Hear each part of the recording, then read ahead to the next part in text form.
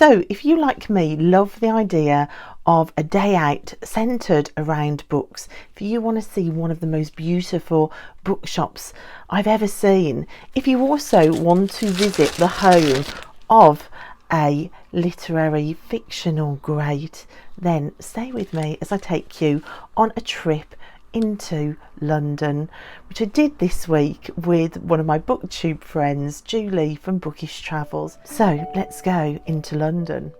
So after meeting up in Charing Cross station, we walked out straight onto Trafalgar Square. There's the lovely Julie. She's so much fun. You can see how warm and bright it was outside.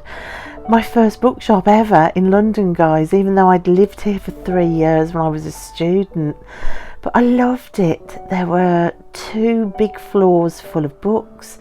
This is the downstairs floor. So many classics. Look at all those lovely cloth bound books there.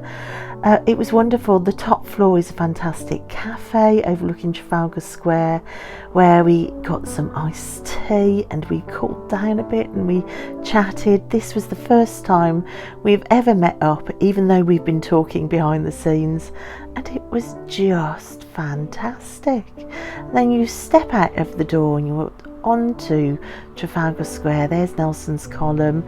A few steps away you're on Pall Mall, looking down towards Buckingham Palace with all of the horse guards parading down. Look, we caught them just coming out of the park. All the flags were absolutely huge.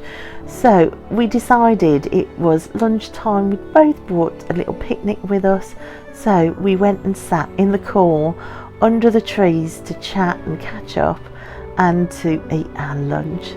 Then the most beautiful bookshop I've ever been, Daunt Books. We travelled across London to visit this incredible shop. 3 floors, one down an old wooden staircase. The top floor is a balconied floor with bookcases. It is just the most spectacular bookshop with stained glass windows in there. I mean, look at this, a glass roof. It was like stepping back in time with the old wooden staircases. It had a feel of almost like a boat, if you can see what I mean. But I think the balconied level just gave this shop just so much character. And if you are doing the challenge of reading the world, so reading books from around the globe, this bookshop is set out in different countries, so it's a really interesting organisation of the books, and it would really help if you were doing that challenge. It was rather hot in here, but it was just so gorgeous. Julie had found an air conditioning unit there, so she was looking at books by the air conditioner. So I just found the Shakespeare bookshelf here. Oh, there were so many books that I wanted. I do pick one of these. I wonder if you can guess which one I go for. I will be showing you what I bought on this trip at the end of the video, but there was just so much to see. There were books for all tastes and it was wonderful. We went down the staircase to see what was on the underground floor, so this is like the basement. Again, just so many books and so little time. Then we found a beautiful local pub right by Daunt Books. We went for iced drinks before we then travelled to Baker Street to the Sherlock Holmes Museum. So the famous 221B Baker Street, the home of the fictional character Sherlock Holmes. And the museum is set out like the home is described in the books. So we have like his chemistry set and his apothecary in the corner. There's the Times newspaper in his medical bag and desks. There are hats and deer stalkers and writing desks. It was just incredible the way that they'd set it out with so much attention to detail. even like famous murderers that Sherlock Holmes might have studied, and pictures on the wall. It was fantastic, and the staff there were truly wonderful as well. Just really set out with love and dedication to the books, and the two chairs in the drawing room where Sherlock Holmes would conduct interviews, and then their private bedrooms and offices upstairs. It was just amazing. Now, I have never read a Sherlock Holmes book ever in my life, but I intend to, and it was just so fascinating to visit the place where the fictional character lives. Before I read any, I'm going to be so much more into reading a Sherlock Holmes book because of this. Like I said, I have always got a pull to setting. Also, you can see on the top floor there was Sherlock Holmes through movies, and also Sherlock Holmes covers and books. You can see the Hound of the Baskervilles there. There were the offices that feature in the books as well. I'm certain once I've read some Sherlock Holmes, I'm going to want to come back and do another visit, so I'm a bit more clued in to these rooms. And on the top floor, the most glorious little attic bathroom. I think this was my favourite room. I absolutely loved it. It's made me want to go home and redecorate my own bathrooms. I just thought it was wonderful. Then next door we went into the Sherlock Holmes Museum gift shop. This is it, lots and lots of Sherlock Holmes memorabilia. There were pipes, there were old Victorian music boxes, and of course there were lots of books as well that you could buy, socks as well. We had a great time. So I had such a fantastic day. Yes, it was boiling hot. Yes, it was busy on the tube, but it was so lovely to get to meet Julie. I think being a part of Booktube, it opens up portals for new friends, for new adventures, and I am loving that aspect of being on Booktube.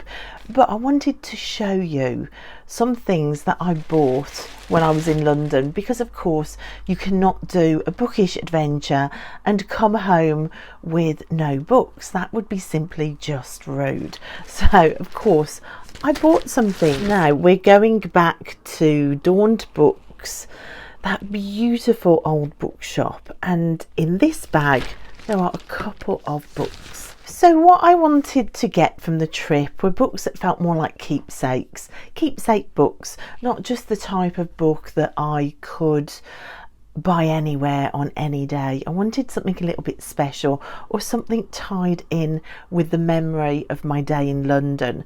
So what I haven't told you yet is on my 2-hour drive down to my parking spot on the outskirts of London, I listened to Midsummer Night's Dream being performed on Audible, and I loved it, and it just finished as I pulled up onto the driveway of my parking spot, and I just loved it so much. So when I went to the Shakespeare bookshelf in Daunt Books, and the first book I saw was A Midsummer Night's Dream, I just thought, I've got to get this one. This is a memory, a wonderful memory of my drive down. So I started my bookish adventure in the car, driving down, listening to Shakespeare. And this just holds that memory beautifully. It's a lovely Penguin edition. You can't go wrong with a Penguin edition with the notes in here. So that was my first purchase. Now, this is the first time that I've ever seen these Everyman Pocket Edition classics. And on the ground floor, they had a whole shelf of these, and I just thought they were so beautiful. Inside you can see it's this gorgeous gold, green and black. I just love the covers on them, I really do. So this particular one is Stories of Trees, Woods and the Forest. I really loved this. I love the idea of the forest as a character in its own right. Of course, I've been doing fairy tale studies this year, and the forest is very much a part of that idea of the forest being its own entity. I started the year reading For the Wolf, which is a retelling of Little Red Riding Hood, where the forest really is a character in its own right. So I'm really interested in this topic anyway, but this is a series of stories from modern day writers and classical writers from different periods in history. So we've got people like Ovid, we've got Daphne du Maurier, we've got Jane Austen, we've got D.H. Lawrence, we've got Stella Gibson, Andrew Lang. We've got a range of writers through different periods in history, or with their stories around the subject matter of trees or forests or woodland, and I just thought that would be a lovely keepsake book. It's something a little bit more special, so I grabbed that. Now, in the Sherlock Holmes museum shop, there were loads of books in there, so I decided to pick up one. Now, I've never read a Sherlock Holmes book in my life, but I knew that this year there was one that I've written down that I want to read, simply because the history of the book kind of links with where I went to school, and I want to use this book to go and do another literary adventure. I want to travel back, and that book is The Hound of the Baskervilles. So I knew at some point this year I was going to be buying The Hound of the Baskervilles to read. This is going to be my first ever Sherlock Holmes book, and they had a whole shelf of them in these beautiful collector's classics with a little ribbon. Again, I just thought these were beautiful. You've got these gorgeous sort of gold, almost textured end papers, and also throughout this book you have these amazing ink illustrations as well, which I think just add so much to the book. So, The Hound of the Baskervilles, it is one that I want to read. There is a legend with black dogs linked to where I grew up. I'm really excited to go on that adventure. It just seemed perfect to buy my first brand new Arthur Conan Doyle book from literally the place where Sherlock Holmes is based, on Baker Street. A memory indeed held within the pages of this lovely book. So that's it, guys. I hope you enjoyed seeing one of the most beautiful bookshops I've ever been in, of walking down Baker Street and coming into the Sherlock Holmes Museum with me. Thank you, Julie, for a fantastic day out. Here's to many more. Thanks for watching, and I'll see you next time. Bye.